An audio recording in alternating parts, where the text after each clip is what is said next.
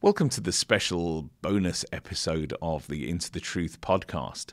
Earlier this year, I was fortunate enough to be able to speak to Sohrab Ahmari, author, editor, journalist, and convert to the Catholic faith. We spoke about his wonderful book, The Unbroken Thread, when he was over to speak at a summit at St Patrick's in Soho. I hope you enjoy the episode.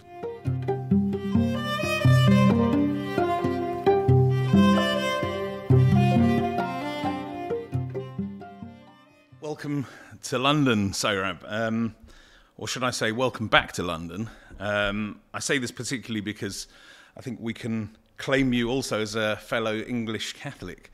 You were baptised here in the Brompton Oratory back in 2016, a journey that you recount in your memoir, From Fire by Water, in which you mention at the end one of CTS's historic bestsellers, The Penny Catechism. So can I ask you to introduce yourself a bit and say something about the influence British Catholicism has had on you? Yes, I've spoken about this topic, and thanks for having me, Pier Paolo. I've spoken about this topic to American audiences, but I've actually never been in a context in which the specifically sort of English Catholicism and its influence on me has been discussed in Britain. Do you know what I mean? Right. So it is very special. So yeah, I was born and raised in Tehran, Iran. I became an atheist when I was living there. Long story short, you just think in Iran, if you're educated, urbane, it comes with a territory that you're also secular. Religion is something for fundamentalists and provincial people. That, as superficial as that, I became an atheist, and then I immigrated to the United States, and I immigrated to Utah, of all places, which, as you may know, is the land of... So you didn't become a Mormon. No, I did not become a Mormon. It is a land of Mormonism, or the Church of the Jesus Christ of the Latter-day Saints. Went through this circuitous intellectual journey in my teens and 20s.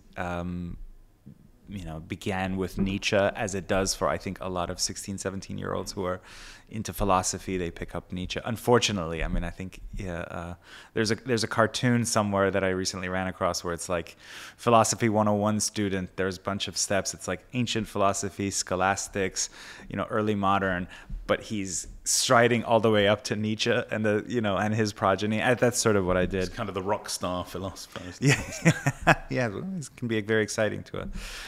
Anyway, so that's my background. I became a journalist after going to law school. I never practiced law, thanks be to God. And yeah, same here actually. Yeah, okay. And my journalism job eventually brought me to London. Meanwhile, I'm drawing ever closer to Christianity in general and Roman Catholicism in particular. And I happened to go to Mass at the London Oratory kind of accidentally, because I was living there and it was near Kensington and it was nearby. So I stopped in for the famous 11 o'clock high Latin Mass. And that was the trigger. I just said, I'm going to become a Catholic. Definitively. And, both leading up to that point and then especially afterward, this strand of modern English literary Catholicism was highly influential on me. Of course, it's part of the milieu of the oratory. And so some of the books I was encouraged to read, so for example, Monsignor Gilbey's commentary on the Penny Catechism, books by Monsignor Knox, and the whole atmosphere of Graham Greene, etc. And of course Cardinal Newman, St. John Henry Newman.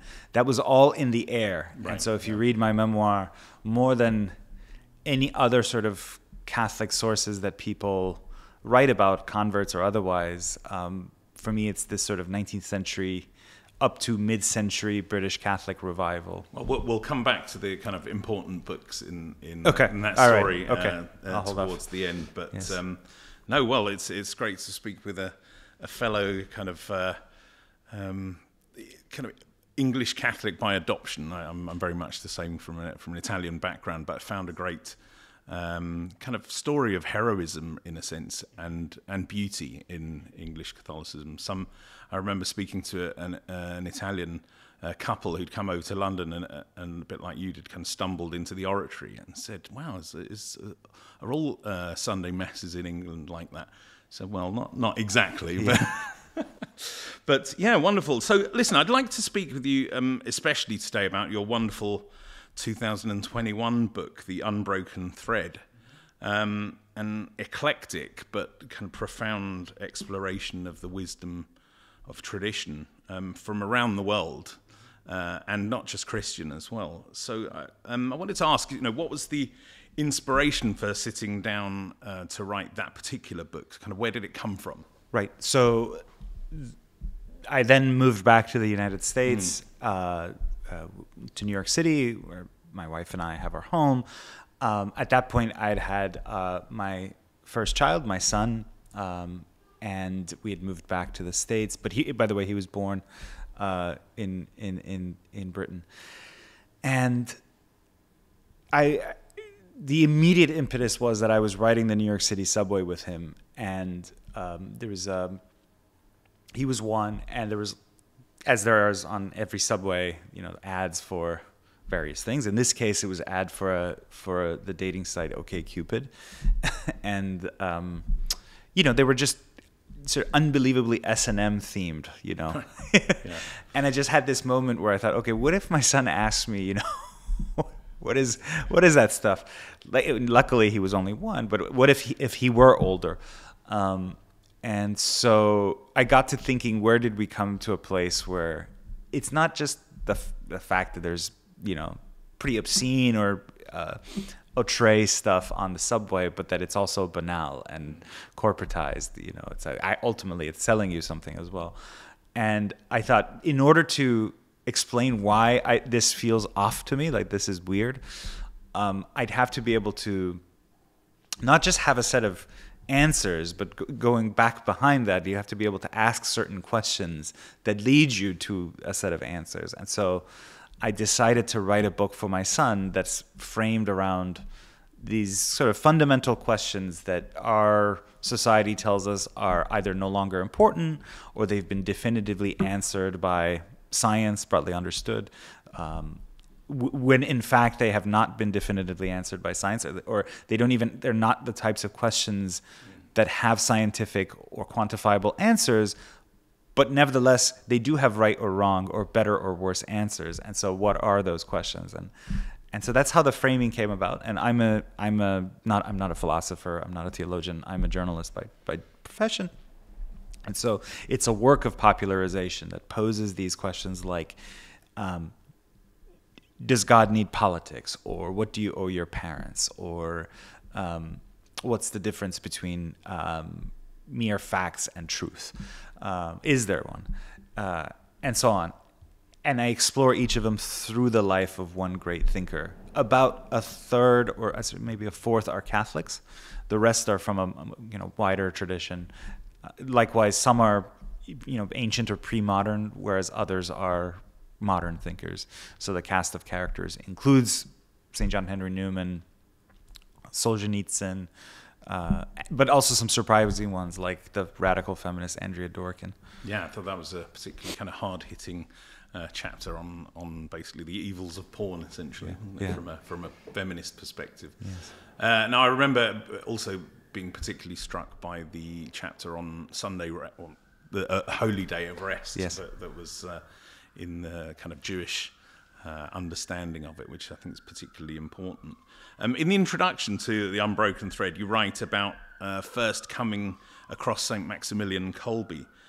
What was it like discovering his story, and what did you kind of gain from that? Right, so I should mention that the son whom I began this story with is named Maximilian Kolbe.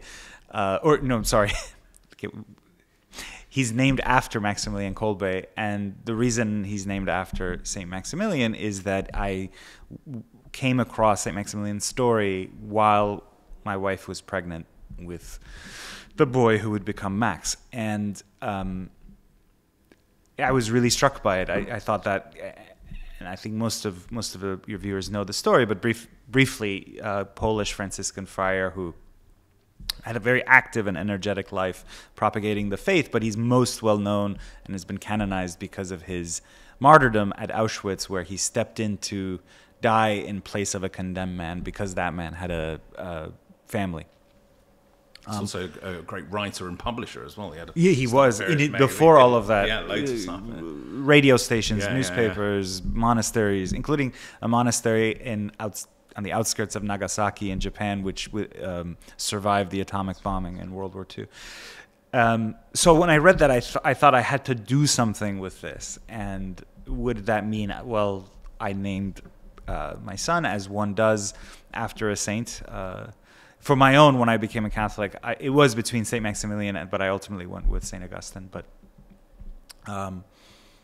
so I name him after. That means you win the saint's patronage in heaven for the newborn. But it was more than that. The name represents an ideal of a life well lived, and so you're trying to tether this baby or this child in front of you to that higher ideal of, kind of a much deeper account of freedom than prevails in the contemporary West today. So what does it mean? Okay, to tether someone to an ideal. The whole theme of the book, including the title, has tethering, being bound, the unbroken thread. I think people often read the book and they're like, well, that's interesting. You have St. Thomas Aquinas, you have Andrea Dworkin, you have the German Jewish philosopher Hans Jonas, etc. But it's not this kind of, they're not just there in this kind of medley of characters. There's a thread that ties them together. And that's this idea deep in the classical and Christian tradition that various restraints that we inherit from nature or tradition paradoxically make us free. And then the acceptance of certain limits actually liberates us, while removing those limits, demolishing the walls and guardrails, leaves us at the mercy of forces outside us or our own baser desires and so forth. And so St. Maximilian, obviously in his death, kind of supernatural act of martyrdom, presents that idea of accepting death as kind of the ultimate source, freedom. as a source of freedom. Yeah. And kind of this incredible image of freedom. Because that pushes so much against the way the modern world kind of thinks of freedom. The very idea of being bound by something. The whole world kind of kicks against that. And we want to be completely free, and then maybe when we're a bit older we might kind of opt into some society or some tradition or something, but only if we want to. Whereas actually we're very much product of it. And as I'm father of 7, I realise very much that when you give a name, you're kind of in a sense pointing them in a certain direction. And Maximilian Kolbe, it's a great direction in which to be pointed. Albeit somewhat kind of difficult and heroic, but we hope for that for our children, don't we? I mean, throughout your book, you choose to make your case for tradition through personal stories, through stories about things that have happened to the various people like C.S. Lewis, Seneca, Augustine, and others. Why was it important to you to make the case through the lives of significant people? Well, I mean, several reasons. One is, like I said, I'm fundamentally a storyteller. Maybe if I were a philosopher like, say, Alistair MacIntyre or someone like that, I would just make the case in utter abstractions. And it would be no less, the insights would be no less true for that. It's just that that's not the kind of writer I am, or that's not my vocation, my literary vocation. So that's one reason. And then the second one is, I think ultimately the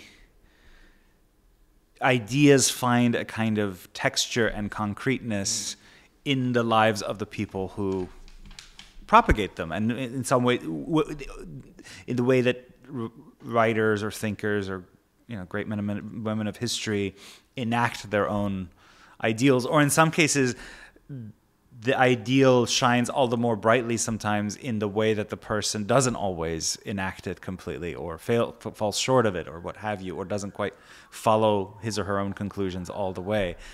Those tensions and contradictions bring ideas alive, and they sort of, make them, they make the stakes apparent in our own lives because we see the stakes in the actual life of another person. So those are two reasons why I went this route of, I'm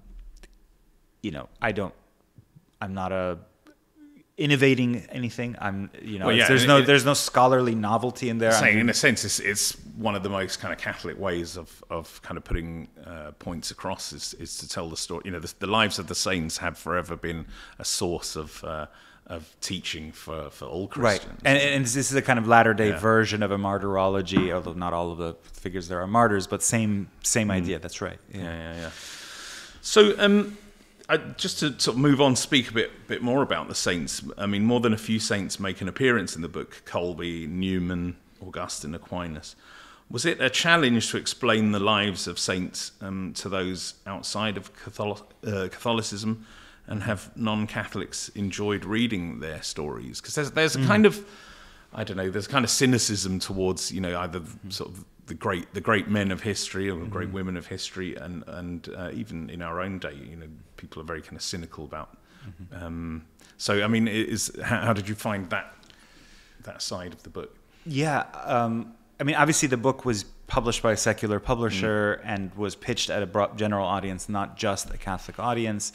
I think anyone who encounters the story of Maximilian Kolbe well told, and I, hope, knock on wood, that I told that story well, doesn't matter what background they come from, they're floored by the story at an emotional level, at a gut level.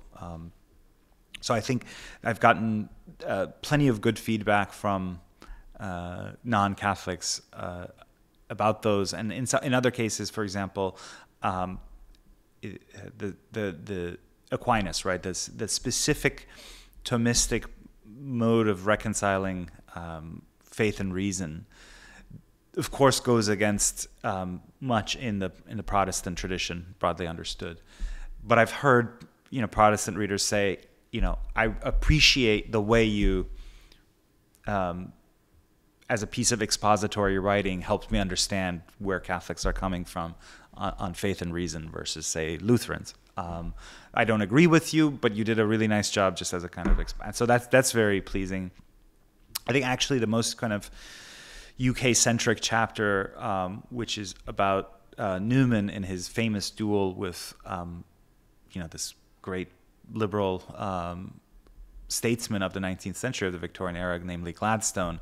That's the one where I think it's probably the most sort of muscularly Catholic chapter, and in relation to both Protestantism and liberalism. And so that's where in terms of written reviews, people have, sought to vindicate Gladstone or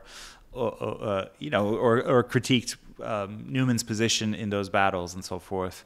But it's all, it's all good fun. Your story of the ethnographers and their rather kind of robust defense of a kind of more traditional kind of ritual within the church, I thought was also certainly kind of rang a lot of bells in my mind. One reviewer said, this is about Victor and Edith Turner. One reviewer said that I completely misunderstood. I think it's interesting, but that they just wanted any ritual. And so they first encountered African ritual, and it did something for them. And then they went back to Britain and encountered Catholic ritual, so that they, that's why they became Catholic. Of course, the story is not so simple, and I do convey the complexity of it. But yeah, so there's all this, when you present so many different traditions, people from within those traditions and outside them grapple with them, and I think that's what I wanted to achieve with the books. I'm very pleased with this kind of contestation. Yeah, well, I thought in that story, I thought what was really interesting was that, in a sense, yes, they were looking for ritual, but a bit like Lewis and his kind of true mythology. they were looking for true ritual, and they kind of found it in both in the African situation and when they got back. A question that I had kind of looking at or reading that book, I think it was I was listening to it during, I think, one of the lockdowns in 2021. So it always has those moments when you read a book, they kind of provide this sort of aura to how you remember it. There was one thing that I was wondering is those stories, because I loved how kind of brilliantly sort of eclectic it was, and how in a sense it kind of summarized your own experience as someone who's come from a kind of Muslim background in Iran, married a Chinese woman, lived in New York, real kind of citizen of the world in one sense. But and you were looking at what was true. I mean, as a Catholic, you could get behind any one of those kind of bits of wisdom, whether they came from Confucius or whether they came from the kind of the Jewish milieu or the pagan. Yeah, or the pagan. Yeah, absolutely. I was just kind of wondering, as someone who came to faith in adulthood, was that something were those things that you had kind of recognized as true, and then they were kind of brought into in line with your faith, or was it something that you kind of read back into them once you'd found Catholicism? That's a really good question. I think I don't think I've ever articulated this anywhere, but your question gives me an opportunity to do that. I think when I first became Catholic, and this is reflected in the memoir, as one does, you're like, well, I've encountered truth in a person. It doesn't get more literally and flesh than that, and I get to consume it, by the grace of God every day. And so, in light of that, every other claim to truth sort of pales, right? It's into comparison to the Word made flesh, and that's true. And so but there's a danger, and I think it's people call it a convert zeal or whatever, that you sort of dismiss every other lesser claim to truth or account of the truth. As I grew deeper in the faith, and I think hopefully it's reflected in the Unbroken Thread, once you have the confidence that comes with, having the authority of the church, having the saints, of course, the Gospels themselves, that then you don't absolutize any other claim to truth, nor do you run away from it hysterically, right? So this is Joseph Pieper, the great German thinker, in his wonderful little book on St. Thomas, says that the way St. Thomas reacted to rationalistic philosophy, Aristotle and that whole tradition as it was being transmitted by the Arabs, I should say the Muslims, was neither the sort of besotted reverence of some of his fellow Latins who would be like, well, Aristotle is the truth because Aristotle's philosophy and is the summit of philosophy, and therefore it's a kind of near worship of Aristotle. It's not that, but nor is it the hysteria of the fundamentalist who's like, well, this is pagan, this is heathen knowledge, I want to have nothing to do with it. All I need is my book of Psalms, right? Yeah, I mean, neither do you kind of bend Catholicism to Aristotle, nor Aristotle to fit into Catholicism. But precisely because St. Thomas has this confidence in the faith, he can sort of approach other traditions by saying, well, I can go along with Averroes up to here, and I will disagree with Aristotle up to there, and so you neither sort of make a fetish nor a bogey out of a. And so I think that's the spirit I tried to write this book in, because I know where I'm confident in.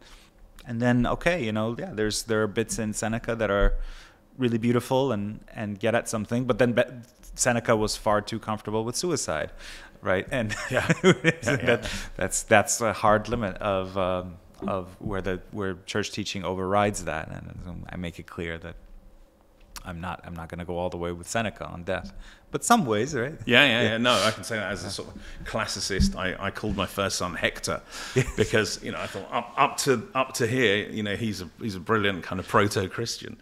And no, I think that's a great thing, and also that is a great way of writing for people who maybe wouldn't accept something which is just totally kind of said in Christian language, which is why I was very excited about that book. I thought it had a real kind of, it almost had a kind of Chestertonian quality in that it was something that could speak to a world which has its problems with the Christian and also the traditional kind of moral outlook, but when you present it in such a kind of wide way, I think it can be better accepted. So, do you mind if we speak about your forthcoming book? You've got Sure. a new one out this summer. Yes. So your next book is entitled "Tyranny, Inc.: How Private Power Crushed American Liberty." So, I mean, obviously we're speaking here in London, but as they say, when America sneezes, the rest of the world catches a cold, and I think that's particularly true at the moment. So, what led you to wanting to go in this direction, speaking more, explicitly about politics, and what's the connection, would you say, between this book and the Unbroken Thread? Sure. So this is a book really about political economy, and it's the connection between the Unbroken Thread and this book is that the Unbroken Thread, among other things, puts forward a classical and Christian account of organizing society in general. It says that politics is architectonic with respect to everything else we do. Everything else we do is shaped by how we organize our laws, and you would extend that to our political economy. All of this shapes us.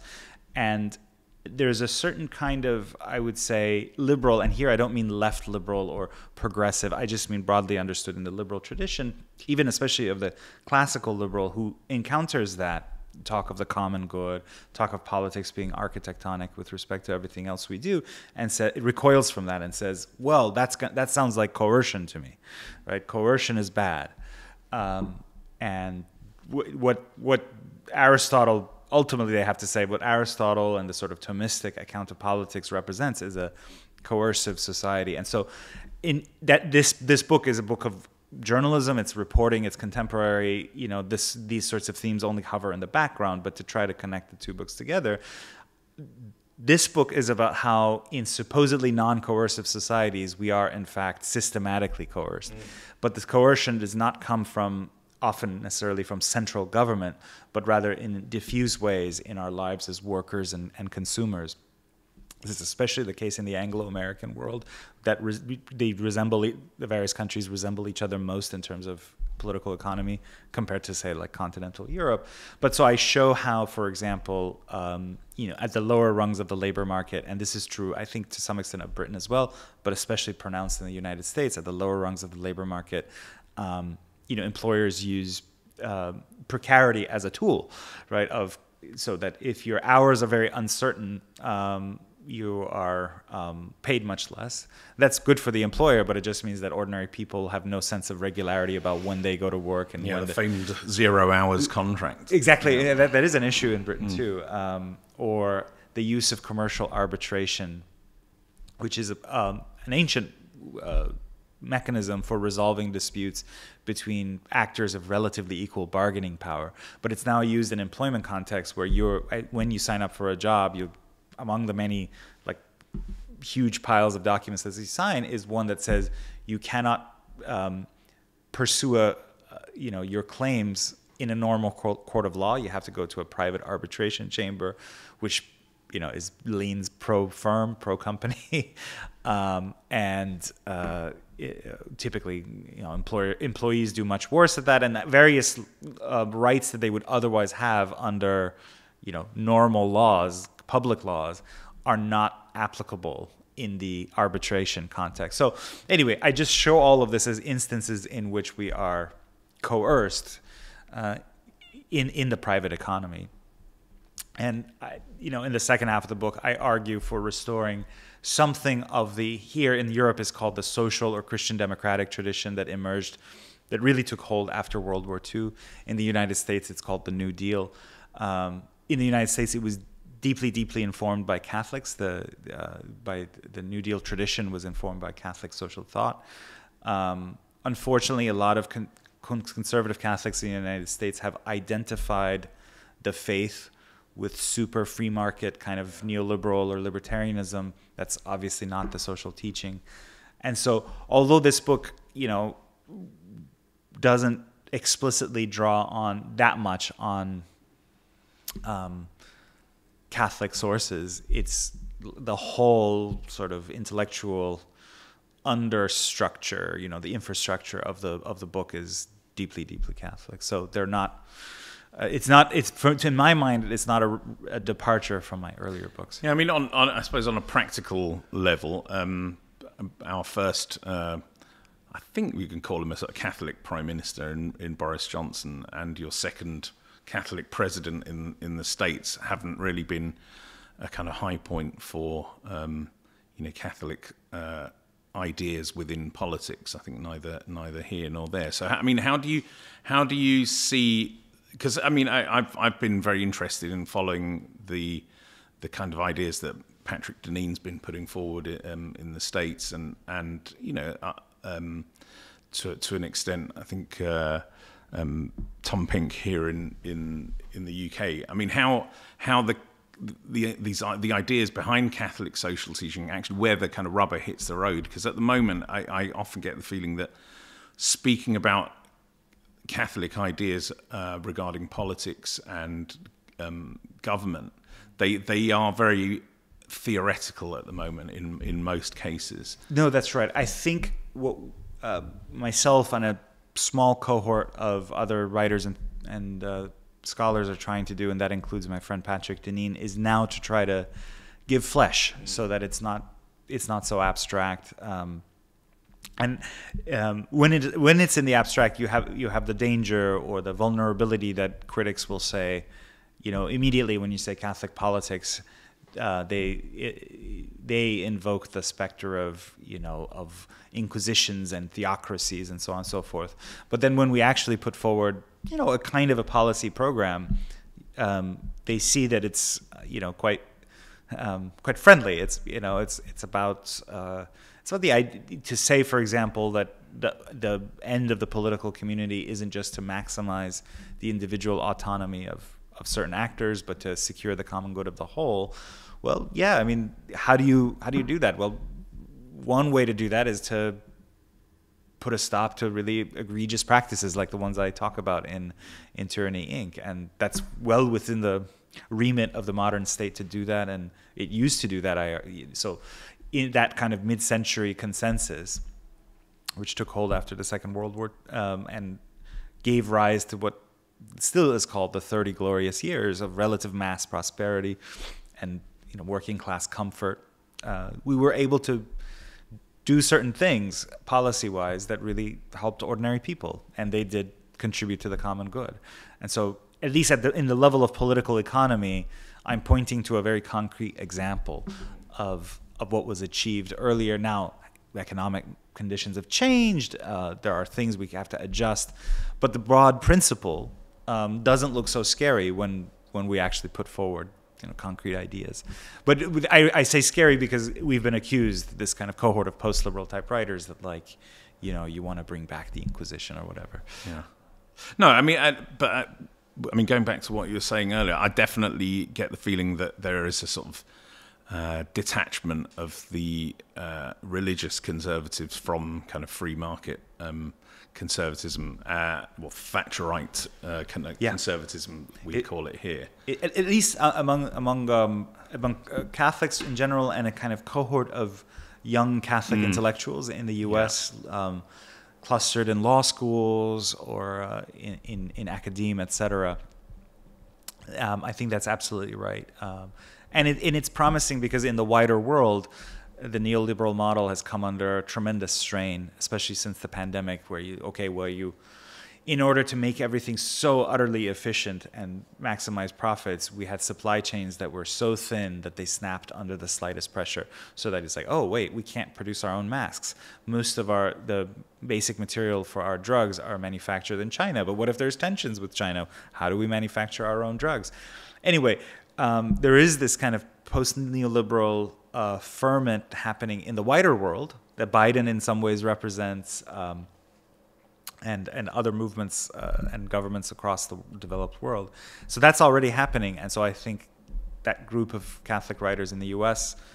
and here in Britain to some extent are poised to offer a better set of ideas. Where local ties are more important, where, buying things off people that you know and that you know how they've been sourced just becomes much greater importance. I mean, we saw that, in the publishing world, that, these supply lines had really become kind of impossible. Yes. And, all of a sudden, it just to make a book became something that would take... Paper was a huge issue. Exactly. Yeah, I remember. The prices just went through the roof. Yes. For something which is kind of basic, which... Right. No, so, Brill, look, we're coming to the end. So I wanted to ask a couple of questions, as a publisher to a writer. As someone who kind of converted to Catholicism, what would you say were the key books that you read that helped you on your way? I would say number one absolutely would be the late Pope Benedict's Jesus of Nazareth trilogy. I read those easily a decade before I became a Catholic, and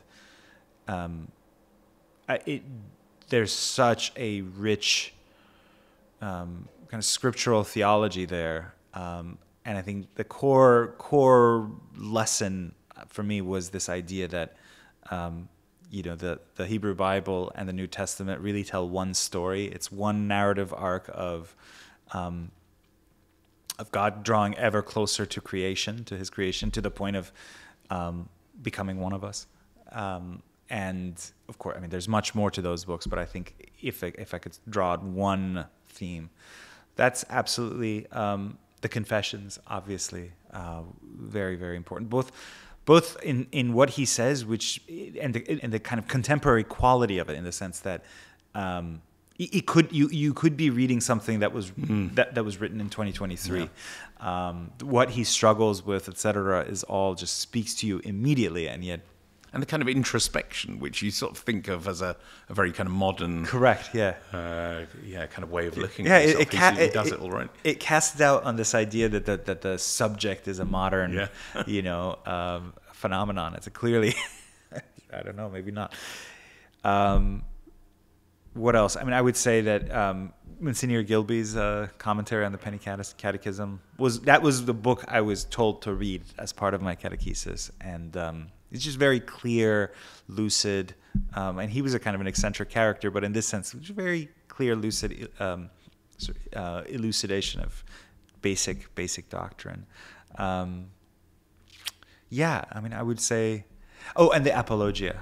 Okay, Apologia, right, yeah. Okay. Yes. No, I mean, in a sense, I mean, as the kind of publisher of the Penny Catechism, I've started using it a bit with my kids, and I know that it's very unfashionable to do kind of rote learning, the kind of thing that generations of Catholics did. But I find that those little kind of aphorisms, should we say, in the Penny Catechism, they just fix an idea, and then you can hang all sorts of. You can go deeper, you can have other ideas, but to have those, like the very clear definition of what a sacrament is, it gives you like a kind of firm foundation on which to build. But also, I mean, the kids enjoy memorizing, as I found that, absolutely. And right, that's one of those things. There's nothing wrong with making kids memorize stuff. In fact, it's a loss that, my kids go to perfectly decent Catholic schools. But so much of the education in the U.S., at least, is, we're going to teach them skills, and then they're going to learn on their own. And I just find when I grew up, I was just taught stuff. It wasn't like, we're going to teach you how to think. We're going to, that too, but also just, what are the stuff on the map? Like, what are the 10 Commandments? Yeah, but I mean, as I suppose you would put it, joining that unbroken thread, it becomes yours. Yeah, and the world becomes legible to you. I mean, I can't imagine, for example, living in a city like London and not having that. It's like you're just going through this alien landscape where things are called, St. Paul and but why? You walk into the National Gallery and see all these wonderful paintings. You've got no idea what they're representing. Right. They're just pictures of people Absolutely doing stuff. Right. Yeah. Whereas they are our heritage. So it's another example of I think the Unbroken Threads thesis that what seemingly binds, like rote memorization, actually liberates you, because then you don't encounter your lived environment as this illegible mystery landscape. Things open up. It's been wonderful to speak with you and to gain from your own knowledge and wisdom and your wonderful story, and I hope that you can really continue to speak to the kind of wider world about the truths that you've discovered. And you're too kind, but thank you very much, and thanks for having me. Thank you.